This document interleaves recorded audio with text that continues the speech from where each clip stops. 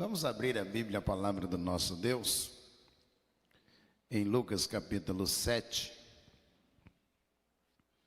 Vamos ler a partir do versículo de número 11.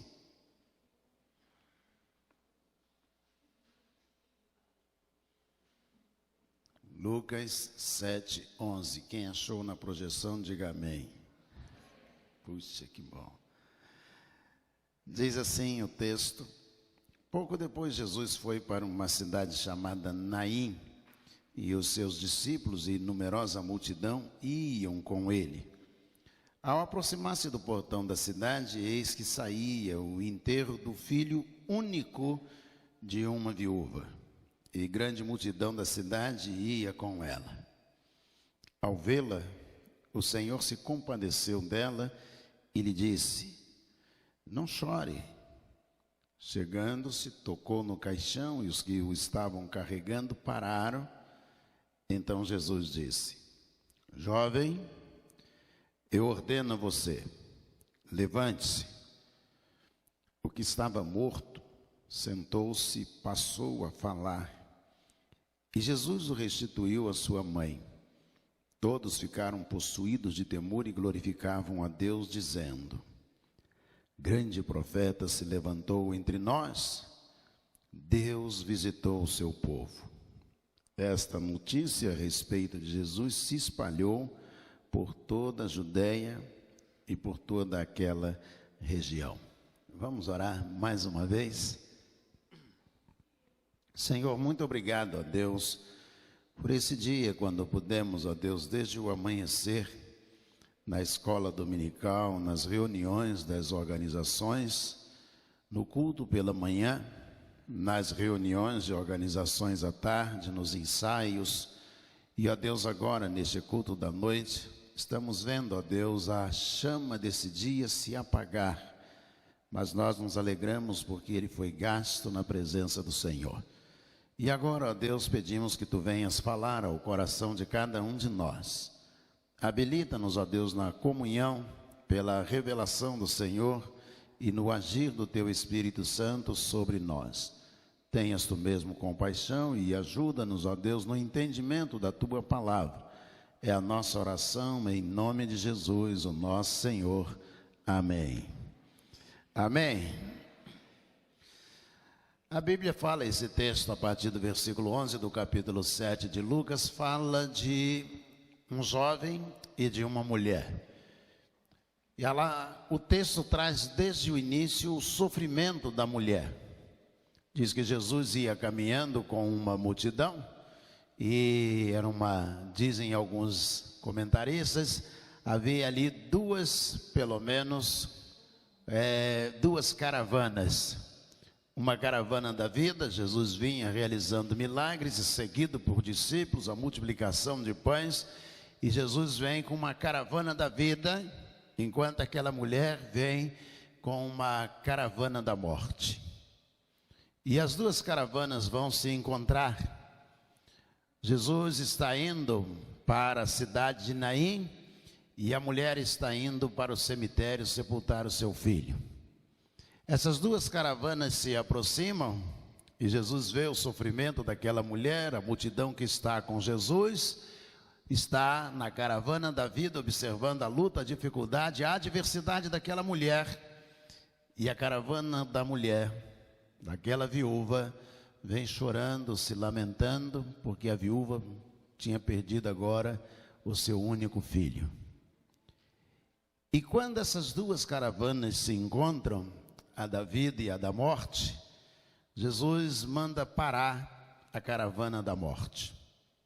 Diz o texto que Jesus, olhando para o que estava acontecendo, Jesus toca no caixão, toca no esquife, é a tradução original, toca no esquife e manda parar. Mas Jesus se aproxima ainda mais, olha para o jovem que está deitado, morto, e Jesus tocando o esquife, Jesus diz: jovem, eu te digo, levanta-te. Eu te ordeno, em algumas traduções, levanta-te. Ao invés de Jesus dizer a ele, eu levanto você, Jesus diz, eu ordeno você que você se levante. E diz que esse jovem, na narrativa, diz que ele é um jovem, lá no versículo 14, ele senta-se, não era uma prancha, não era um caixão, ele senta-se nessa prancha e a multidão fica toda maravilhada. Jesus restitui o jovem à sua mãe e aí fica todo mundo admirado com o milagre realizado por Jesus. Do texto a gente pode perceber ou extrair algumas coisas que a gente pode levar na vida da gente, onde quer que a gente esteja. A primeira delas é que antes de chegar ao cemitério, é preciso que a gente encontre Jesus. Isso mesmo. Aquela caravana estava indo para o cemitério, e a coisa melhor que pode acontecer na vida de alguém é, antes de você chegar ao cemitério, você se encontrar com Jesus. Foi o que aconteceu com a família dessa viúva, com aquela multidão que estava indo para o cemitério.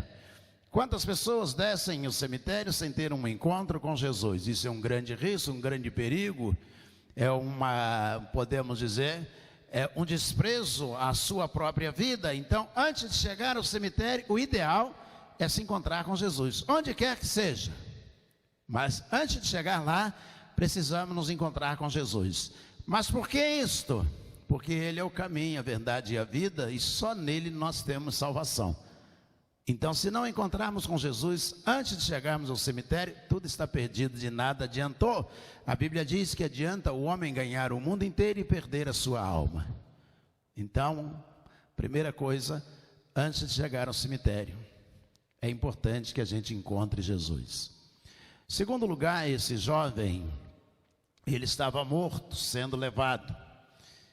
E Jesus, ao se aproximar dele, talvez você nunca lendo esse texto tenha notado, Jesus se aproxima e toca o esquife, toca o corpo, toca aquela mortalha que está conduzindo o jovem. Números capítulo 19, ele fala, a partir do versículo 11 também, fala que qualquer pessoa dentro do judaísmo que tocasse o corpo de uma pessoa morta se tornava impura. Teria que passar por um ritual. O versículo 1 em diante, ali está o 11, mas do 1 em diante de Números capítulo 19, fala sobre a água purificadora. Que água era esta? O sacerdote Eleazar receberia o cordeiro, ele ia imolar o cordeiro, molhar a ponta do seu dedo, aspergir 7 vezes diante do altar, é um rito do Velho Testamento, e queimaria a carne do novilho, do cordeiro, seria queimada até o excremento, seria queimado também, tudo seria queimado. O sacerdote se tornaria impuro, a pessoa que matou a ovelha se tornaria impura, todo mundo se tornaria impuro. Mas alguém que não participou daquele rito, iria recolher as cinzas, e ele iria tomar banho. E a água que fosse produzida do banho do corpo daquele que não participou do sacrifício, seria chamada de água purificadora. Quando alguém tocasse num defunto, num morto, então ele ficaria 7 dias, o versículo 11 que foi projetado, começa a tratar dessa questão, 19 e 11 de Números. Daquele que tocar no cadáver de uma pessoa ficará impuro 7 dias. Então, no 3º e 7º dia, ele tomaria essa água reservada em Israel, para que ele pudesse se purificar, para que ele pudesse voltar ao convívio social, porque ele era impuro. Ou seja, Jesus, pela religião judaica, não poderia tocar naquele jovem. Havia todo um ambiente religioso que impediria Jesus de tocar no corpo daquele jovem. Essa é a segunda coisa que a gente tem que aprender nesse texto. Às vezes nós vivemos dentro de um sistema que impede Jesus tocar na sua vida. Esse sistema está montado de tal maneira e ele prestigia o tráfico, prestigia tantas coisas no mundo, a pornografia, tantas coisas no mundo que nós vivemos, que ele, de certa forma, faz o papel daquele que tem que impedir que Jesus possa tocar em você. Jesus, pelo judaísmo, não poderia tocar, porque ao tocar no corpo daquele jovem morto, Jesus ficaria impuro por 7 dias. Jesus se aproxima, vê o jovem morto, a mãe chorando. Jesus diz para a mãe: não chores, versículo 13.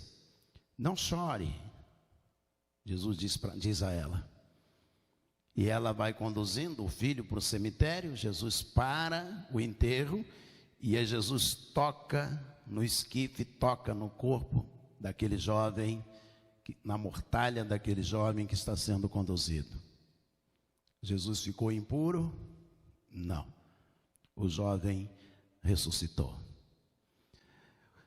O ensinamento que a gente tira em segundo lugar nesse texto, jovem, é que quando você permite que Jesus possa tocar em você, por mais impossível, por maior que seja o sistema que dificulte, seja a universidade, seja o professor na universidade, seja quem for, na rua em que você anda, seja qualquer lugar, no baile funk que você vai, seja onde for que você possa estar, eu quero dizer a você que se Jesus tocar em você, ele não fica impuro, mas você ressuscita, você começa a viver, você começa a ter uma vida nova. Em terceiro lugar, Jesus diz àquele jovem: jovem, eu ordeno a você, levanta-te. Nós vemos alguns textos que Jesus tomou alguém pela mão e o pôs de pé. Nós vemos textos que Jesus vai conduzir, por exemplo, Lucas capítulo 8, a filha de Jairo, Jesus chega a ela, tomando-a pela mão, disse: Talita cumi, ou seja, menina, levante-se. E ele, tomando pela mão, coloca de pé. Mas no caso desse jovem não, Jesus diz a ele, olhando para ele, diz: levanta-te. Eu entendo que Jesus está dizendo a ele: eu estou aqui para te ajudar, eu estou aqui para te abençoar, mas quem vai se levantar é você. É muito importante que você, jovem, adolescente da igreja, você membro da igreja, você possa entender que Jesus está presente e quer participar o tempo todo, mas Ele está dizendo a você: você tem que começar, você tem que se levantar, você tem que abandonar a vida talvez errada que você esteja vivendo, você tem que deixar essa morte que abraçou, envolveu você, de alguma maneira você tem que começar, você tem que dar o primeiro passo. Levante-se, disse Jesus, fique você mesmo de pé. É tão difícil acreditar que possa mudar, que possa ter uma transformação. Quantas vezes nós temos dificuldade de entender que é possível sair dessa vida que a gente está vivendo, e que o primeiro passo, a primeira decisão depende de cada um de nós. Então, em terceiro lugar, Jesus, a gente extrai que Jesus diz a ele: jovem, levante-se, levante você mesmo. Temos aqui um reflexivo. Levante você mesmo, comece você mesmo. É preciso que você possa participar disto. E ele sentou.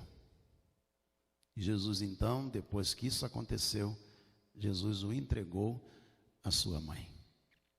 Quando você volta para casa, que teve uma experiência profunda com Jesus, Jesus devolve você à sua família. Não somente nesse texto, podemos ainda encontrar em Lucas capítulo 8, aquele que era endemoniado de Gadara, Jesus expulsou muitos demônios dele, e aí ele está completamente reabilitado, aquele jovem, e aí Jesus entra no barco para atravessar para o outro lado do mar de Tiberíades, o mar da Galileia. Quando Jesus entra no barco, ele faz como quem vai entrar no barco também. Jesus diz: não,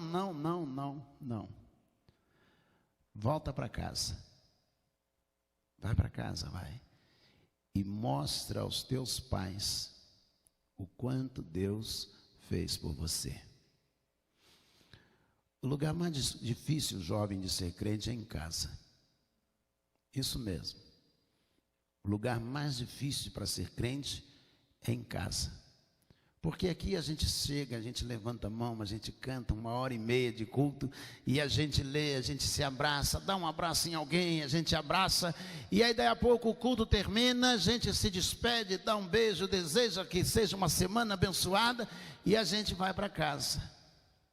Mas é em casa que a gente encara os verdadeiros demônios no dia a dia, no relacionamento.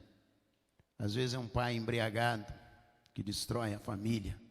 Às vezes é um filho completamente perdido que incomoda profundamente o coração dos pais. Os pais estão, como esta mulher, estão chorando. E às vezes a gente olha e parece que não há saída. Ele vai um dia chegar ao cemitério sem se encontrar com Jesus. Ali é o lugar mais difícil.